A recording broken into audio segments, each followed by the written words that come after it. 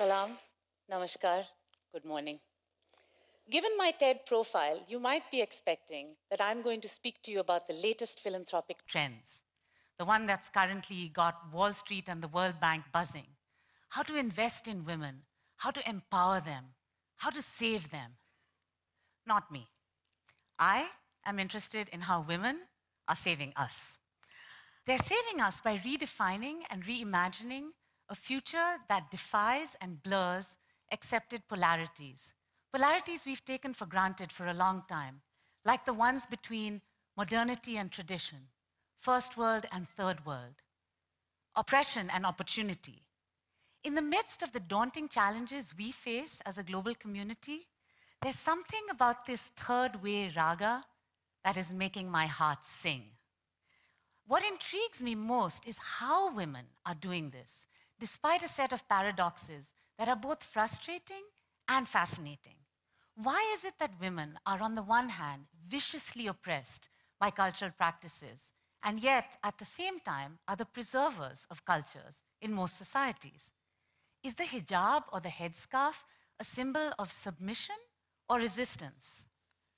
When so many women and girls are beaten, raped, maimed on a daily basis in the name of all kinds of causes, honor, religion, nationality, what allows women to replant trees, to rebuild societies, to lead radical, non-violent movements for social change? Is it different women who are doing the preserving and the radicalizing, or are they one and the same? Are we guilty, as Chimamanda Adichie reminded us at a TED conference in Oxford, of assuming that there is a single story of women's struggles for their rights, while there are in fact many? And what, if anything, do men have to do with it? Much of my life has been a quest to get some answers to these questions. It's taken me across the globe and introduced me to some amazing people. In the process, I've gathered a few fragments that helped me shed some light on this puzzle. Among those who've helped open my eyes to a third way are a devout Muslim in Afghanistan, a group of harmonizing lesbians in Croatia, and a taboo breaker in Liberia. I'm indebted to them, as I am to my parents, who for some set of misdemeanors in their last life were blessed with 3 daughters in this one, and for reasons equally unclear to me, seem to be inordinately proud of the 3 of us. I was born and raised here in India, and I learned from an early age to be deeply suspicious of the aunties and uncles who would bend down, pat us on the head, and then say to my parents with no problem at all, "Poor things, you only have 3 daughters, but you're young, you could still try again." My sense of outrage about women's rights was brought to a boil when I was about 11. My aunt, an incredibly articulate and brilliant woman, was widowed early. A flock of relatives descended on her. They took off her colorful sari. They made her wear a white one.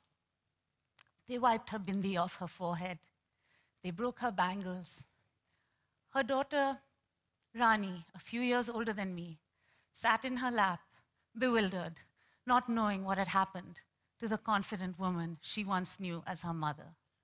Late that night, I heard my mother begging my father, "Please do something, Ramu. Can't you intervene?"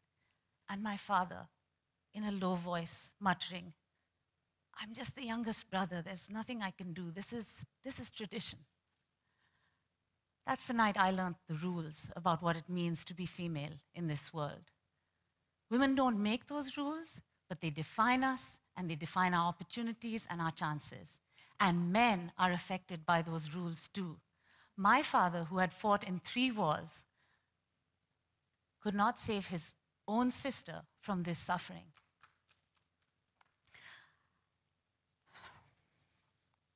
By 18, under the excellent tutelage of my mother, I was therefore, as you might expect, defiantly feminist. On the streets, chanting, "Hum Bharat ke nari hai, phool nahi chingari hai." We are the women of India. We are not flowers. We are sparks of change. By the time I got to Beijing in 1995, it was clear to me the only way to achieve gender equality was to overturn centuries of oppressive tradition.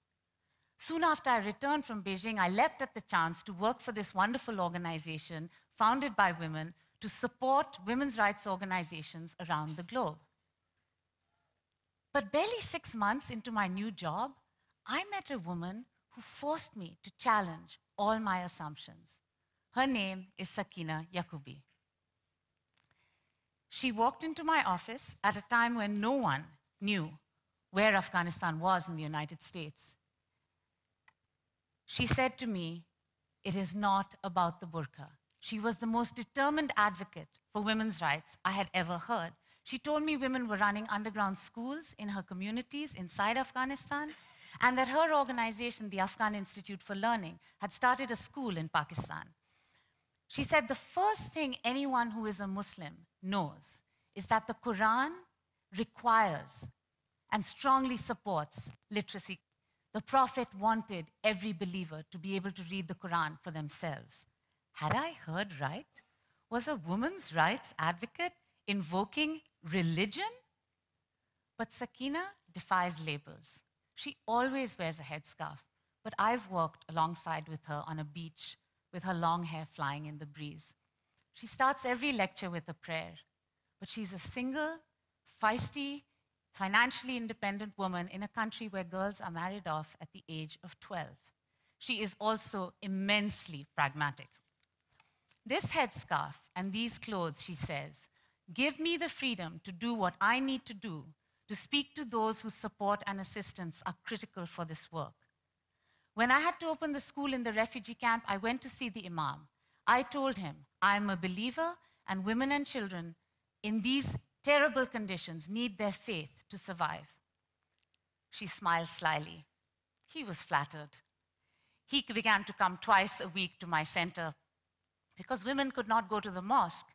And after he would leave, women and girls would stay behind. We began with a small literacy class to read the Quran, then a math class, then an English class, then computer classes. In a few weeks, everyone in the refugee camp was in our classes. Sakina is a teacher at a time when to educate women is a dangerous business in Afghanistan. She is on the Taliban's hit list. I worry about her every time she travels across that country. She shrugs when I ask her about safety. Kavita-Jan, we cannot allow ourselves to be afraid. Look at those young girls who go back to school when acid is thrown in their face. And I smile and I nod, realizing I'm watching women and girls using their own religious traditions and practices, turning them into instruments of opposition and opportunity. Their path is their own, and it looks towards an Afghanistan that will be different. Being different is something the women of Lesbor in Zagreb, Croatia, know all too well. To be a lesbian, a dyke, a homosexual in most parts of the world, including right here in our country, India, is to occupy a place of immense discomfort and extreme prejudice.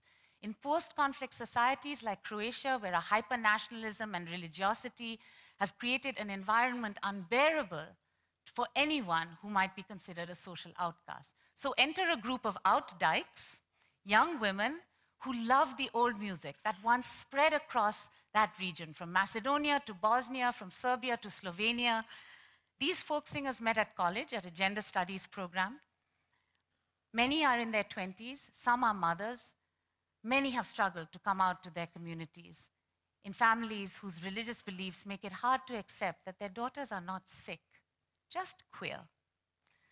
As Leah, one of the founders of the group, says, I like traditional music very much. I also like rock and roll.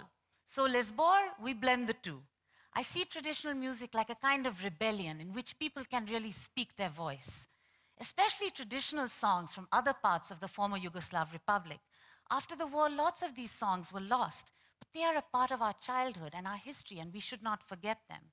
Improbably, this LGBT singing choir has demonstrated how women are investing in tradition to create change, like alchemists turning discord into harmony.